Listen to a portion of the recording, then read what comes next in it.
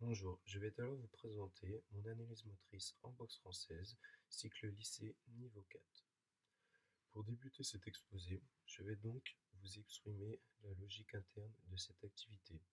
C'est une activité duel de percussion dont le but est de toucher l'adversaire plus qu'il ne me touche, avec le devant des poings et les différentes surfaces des pieds autorisés selon les règles connues de tous, comme tel rapport de force équilibré en 1 contre 1, au moyen de touches codifiées, avec des cibles autorisées, dans un espace et un temps délimités, et enfin sous le contrôle d'un arbitre et des juges pour gérer la sécurité.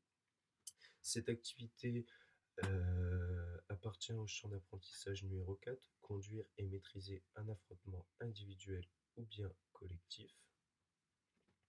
Je vais alors vous présenter un extrait vidéo.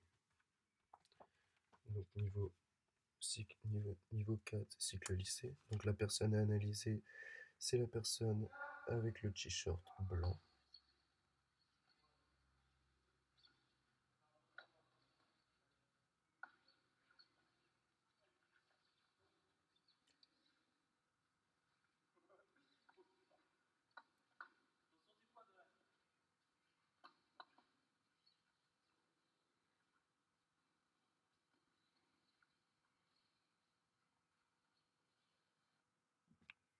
Voilà.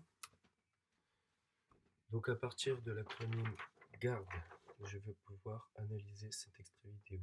L'acronyme GARDE est composé de 5 lettres, le G, le A, le R, le D et enfin le E. Le G se caractérise par la gestion du rapport de force, le A l'attitude, le R le répertoire, le D la distance et enfin le E l'énergie. Pour la gestion du rapport de force, qui est une ressource cognitive, l'élève ici est dominant sur le ring. Son placement sur le ring est en fonction de l'adversaire face à lui, de manière à attaquer ou défendre. Pour la lettre A, l'attitude, qui est une ressource biomécanique, donc absence complète de garde, que ce soit en posture d'attaque ou de défense. L'équilibre est correct. Cela est dû à une distance de l'adversaire. Il n'y a pas d'armée avant la touche ressemble plus à un jeté au niveau de la hanche qu'un coup parti du genou. La lettre R pour le répertoire, énorme utilisation des touches membres inférieurs, fouetté, chassé, comparé aux touches membres supérieurs, direct. Peu de direct, on peut associer ceci au manque de garde, pas de coordination, membres supérieurs, pas de liaison, pour les ressources motrices, bien sûr. Ensuite, la lettre D, donc la distance, pour ressources perceptivo-décisionnelles, déplacement en pas chassé, de profil, talon légèrement surélevé, jambe d'attaque bien distincte de la jambe d'appui. Lors des touches, les segments ne sont pas toujours tendus, mais la plupart du temps, si. Et enfin, pour l'énergie, ressources énergétiques, rythme bon, profil moteur, dynamique, rapide et solide. Le problème identifié à travers cet extrait vidéo concerne l'attitude. On voit bien que l'élève que l'on observe ici ne présente pas de garde, ce qui est un élément fondamental en boxe française.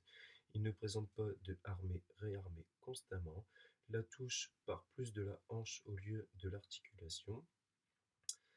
Il n'utilise que des touches avec ses membres inférieurs. On peut penser, en associant ceci avec son manque de garde, qu'il a un problème moteur ainsi que de coordination au niveau des membres supérieurs. Il ne présente donc aucune liaison. On a donc un défaut biomécanique et moteur, et il ne peut associer attaque-défense dans le même plan. Il y a donc deux objectifs de transformation: passer d'une pratique réflexe à une pratique sécuritaire, et également passer d'une pratique réactive à une pratique réflexive. À travers cet extrait vidéo, pour remédier à ce problème identifié, nous allons donc proposer deux situations d'apprentissage. La première ici concerne le spécial tireur-attaquant. Donc pour le tireur attaquant, l'obstacle prioritaire, enchaînement stéréotypé, souvent seul, cela se traduit par une difficulté à toucher et à varier. Il faut passer un cap pour entrer réellement dans la compétence attendue du niveau 4, être capable de proposer des variantes d'un enchaînement de base pour toucher son adversaire. Pour cela, il faut obligatoirement prendre un passage obligé, maîtriser un enchaînement adaptable en attaque en situation d'opposition aménagée. Alors le but de cette situation d'apprentissage, toucher avec au moins 2 enchaînements de 2 coups différents. Règle de fonctionnement, tireur A dispose de toutes les armes, celles travaillées durant le cycle, soit direct, chassé, fouetté, revers sur les lignes basses, médianes et hautes. Le tireur B, à son tour, ne peut que défendre avec des parades et ou des esquives. La durée du combat, 1 minute 30 dans une enceinte de 3 mètres sur 3 mètres ou 4 sur 4. 2 observateurs qui assurent les rôles d'arbitre et de juge qui relèvent les enchaînements comportant au moins une touche. Critères de réalisation. Répéter l'enchaînement en variant les lignes, les segments, l'ordre des coups. Induire un type de défense pour toucher sur la seconde touche. Critères de réussite. La situation repère est validée si le tireur A touche au moins avec 2 enchaînements de 2 coups différents, bien sûr, plus une application dans l'armée réarmée et une garde présente. Variable, imposer 2 types d'enchaînements pour A, comme une fouettée bas plus direct ou fouettée bas plus fouettée médian, par exemple. Limiter les techniques de défense pour B. L'effet recherché de cette situation d'apprentissage, enchaînement offensif différent, utilisant les membres supérieurs comme inférieurs, entraînant des liaisons.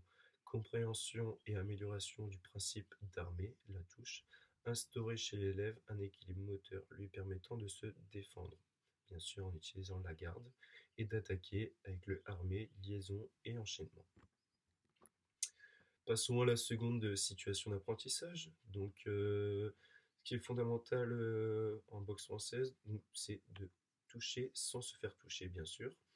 Or, quand on attaque sans garde, on peut toucher, mais on peut surtout se faire contrer, plus enchaîner plus facilement. À ce niveau, l'organisation posturale permet d'attaquer tout en se protégeant. Or, l'élève observé s'expose. Le but de cette situation d'apprentissage, se protéger durant une attaque. L'objectif, maîtrise de la garde. Règle de fonctionnement, par deux, face à face, duel. Un élève est porteur de gants, l'autre non. Celui qui a les gants doit porter des attaques sur le corps de l'autre. Celui qui n'a pas de gants doit se protéger et surtout observer qu'à la moindre baisse de garde de son partenaire, il doit lui mettre une claquonnette, main ouverte, sur les joues ou bien le front. Critères de réalisation.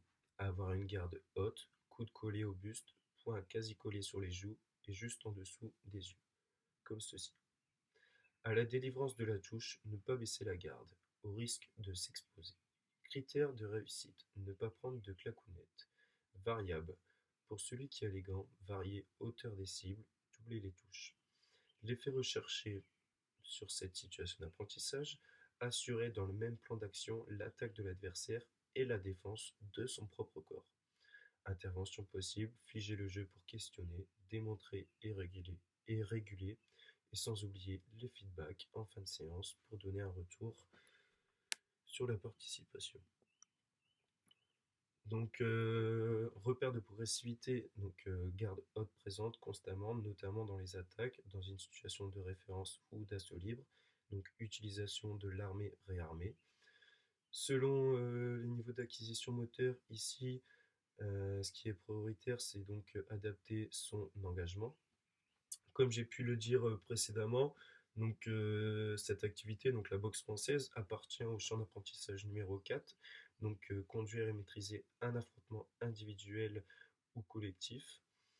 En lien avec les programmes, donc l'attendu de fin de lycée prioritaire ici, c'est donc s'engager pour gagner une rencontre en faisant des choix techniques et tactiques pertinents au regard de l'analyse du rapport de force. Et cela appartient donc au socle commun, développer sa motricité, s'exprimer avec son corps. Merci.